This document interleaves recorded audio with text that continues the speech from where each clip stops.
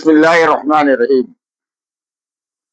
ఈ సర్వాన్ని సృష్టించిన సృష్టికర్త అనేటువంటి అల్లా పేరుతో ప్రారంభిస్తున్నాను.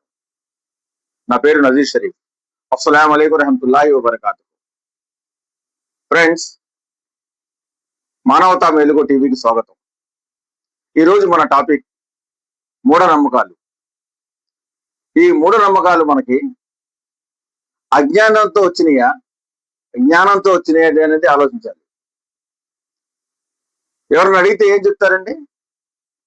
జ్ఞానంతో వచ్చినాయి కావు, అజ్ఞానంతో వచ్చినవే. కొన్ని ఉదాహరణలు, మనం బయటికి వెళ్ళేటప్పుడు ఉద్యోగానికో వ్యాపారానికో ప్రయాణంలో వెళ్ళేటప్పుడు పిల్లి ఎదురైతే అపశకునం, ఎవరైనా తుమ్మితే అపశకునం, వీడియో ఎవరైనా ఎదురైతే అపశకునం. ఏమిటండి ఇది? మన జ్ఞానులమా అజ్ఞానులమా? కొంచెం ఆలోచించాలి. ఉదాహరణకి, సొంత కొడుకు పెళ్ళవుతుంది, తల్లి విడో. కన్న తల్లిని ఆ శుభకార్యంలో తన సొంత కొడుక్కి పెళ్లి కొడుకు చేస్తున్నా ఆవిడ ఎదురుకు రానివ్వరు. కన్న తల్లి, సొంత వదిన, సొంత అక్క, సొంత చెల్లి, ఏ స్త్రీనైనా తన భర్త పోతే విడో అవుతుంది. మనకందరికి తెలిసిన విషయం. ఎంత బాధేస్తుందండి. అలాంటి వాళ్ళు ఎదురొస్తే అది అపశకునంగా భావించి మన వెనక్కి వెళ్ళిపోవటం, కాసేపు కూర్చొని వెళ్ళటం, ఇది మారాలి. ఇందులో బయటికి రావాలి. మన అదృష్టాన్ని పరీక్షించేది ఈ అపశకునాలు కావు, ఈ మూఢనమ్మకాలు కావు. మన అదృష్టం అనేది ఆ దైవం చేతిలో ఉంది. ఏది చేయాలి, ఏది చేయకూడదు, పని అవుతుందా అవదా అనేది ఆ దైవ నిర్ణయం.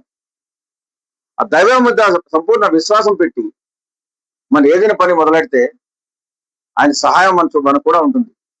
అంతేగాని ఈ మూఢనమ్మకాన్ని నమ్ముకొని ఎవరో ఎప్పుడో పాతకాలంలో ఇంత అభివృద్ధి లేదు, అన్ని చీకటి మహం, లైట్లు లేవు, అందుకనేవారు రాత్రి కూడా గోర్లు తీసుకోకూడదు, అంటే ఎక్కడైనా గాయం అవద్దు అని చెప్పేవారు.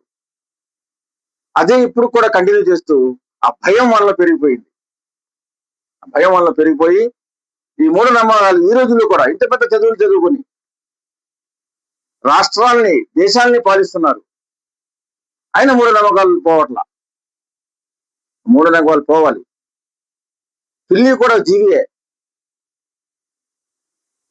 తుమ్ము అనేది రాదండి మనిషికి. మూఢనమ్మకాలు పోవాలి. ఇంకొకటి, ఇటువంటి మూఢనమ్మకాలను బాగా నమ్మేవాళ్ళు పిల్లలు లేకపోతే, పిల్లలు పుట్టకపోతే అది దైవ నిర్ణయం. అది దేవుడి మీద భారం వేసి దైవాన్ని బాగా మనం స్మరిస్తూ ఆయన అనుకుంటే ఏదైనా ఇవ్వగలడు. కానీ మన మనుషులం కాబట్టి, అంత దైవ భక్తి లేదు కాబట్టి, పిల్లలంటే పిల్లలు కనాలి, పిల్లలు కావాలి అని చెప్పి కోరిక ఉంటుంది కాబట్టి, ఇప్పుడు సైన్స్ ఎంతో టెక్నాలజీ పెరిగిపోయింది, దాన్ని సహకరించాలి. అంతేగాని అజ్ఞానంతో ఈ బాబాల దగ్గరకో, ఈ సాధువుల దగ్గరకో, వాళ్ళ దగ్గరికి వెళ్ళిపోయి వాళ్ళు ఏం చేస్తారండి? బాబాలు ఎక్కడి నుంచి తెస్తారు పిల్లల్ని? సాధువులు ఎక్కడి నుంచి తీసుకొస్తారు? ఈ మూఢనమ్మకాలు మారాలి. ఇవన్నీ కూడా మనలో అవేర్నెస్ రావాలి. వచ్చి జీవితం గడిపితేనే ఇవన్నీ కూడా ఆ బాబాల మీద, ఈ సాధువుల మీద, తాయెత్తుల మీద, దారాల మీద, వీటి మీద నమ్మకాలు పెట్టుకుంటే ఇంకా దైవం ఎందుకండి? మనల్ని ఇహలోకంలో పంపింది ఎవరండి? ఈ బాబాల, ఈ తాయెత్తుల, ఈ దారాల, ఈ సాధువుల? దైవం కదండి. మన ఆయన ఇటువంటి అమూల్యమైన జీవితం ఇచ్చాడు కదా, మనిషి జీవితం. మనకి బుద్ధి ఇచ్చాడు కదా ఆలోచించడానికి. అటువంటి దైవాన్ని మర్చిపోయి వీళ్ళని నమ్ముకొని, ఈ మూఢనమ్మకాలను నమ్ముకొని జీవితం గడిపితే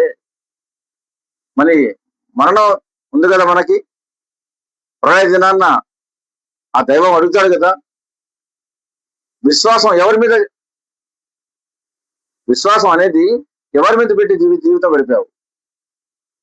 మంచి చేసినా చెడు చేసినా, మన అదృష్టవంతులైనా దురదృష్టవంతులైనా, ఆరోగ్యవంతులైనా అనారోగ్యవంతులైనా, మన పేదరికంలో ఉన్న డబ్బులో అయినా, రోగ భాగ్యాలు కలిగిన, పరువు ప్రతిష్ట అన్ని కూడా కేవలం ఆ దైవం చేతిలోనే ఉన్నాయనేది మనం మర్చిపోకూడదు. మర్చిపోయే జీవితం ఎప్పుడు గడపకూడదు. అదే మన దైవ గ్రంథాలు మనం నేర్పేవి. అటువంటి జీవితం గడిపి మనం ఈ మూఢనమ్మకాల్ని సృష్టి చెప్పి జీవితం గడిపితే ఉభయ లోకాల్లో కూడా మనం సాఫల్యం పొందుతాం.